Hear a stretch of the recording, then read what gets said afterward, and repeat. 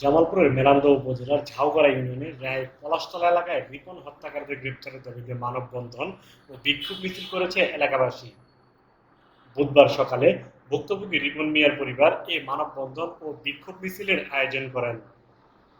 মানববন্ধনে বক্তারা বলেন, গেল 6 সেপ্টেম্বর দিবাগত রাতে পরিকল্পিতভাবে রিপনকে ডেকে নিয়ে গরু চুরির অপবাদ দিয়ে গাছের সাথে বেঁধে পিটিয়ে হত্যা করে ওই এলাকার কিছু লোকজন। ঘটনার পরদিন নিহত রিপনের ভাই বাদী হয়ে 14 জন নামীয় ও 7 থেকে 8 জনকে অজ্ঞাত আসামি করে জামালপুর আদালতে মামলা দায়ের করেন।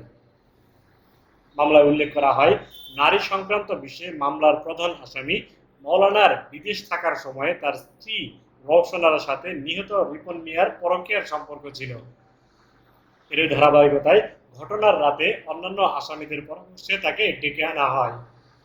তার 2 দিন পর নিহত রিপন হত্যার বিচারের দাবিতে মানববন্ধন ও বিক্ষোভ মিছিল করে তার পরিবার ও এলাকাবাসী।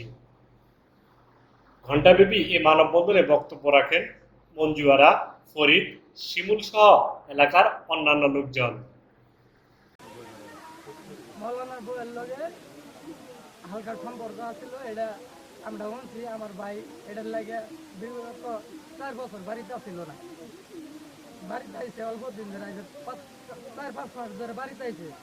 আর পরে ওরাও ঢাকা থাকতো, ওরাও বাড়িতে আইসে 10-12 দিন ধরে আয়রা আমার ভাই এই বাজারে একটা ডাকতলা ডিস্ট্রিক্ট চার্ট ওইটা থাহে আমাকে বাড়িতে তেমন একটা থায় না, বাড়িতে না খায় আইবার পথে ওরা ধৈরা নিয়ে বাইক নিয়ে সুর অপবাদ দিয়া মাছ ধর করে আমার বাইরে মাইরা ফেলাইছে।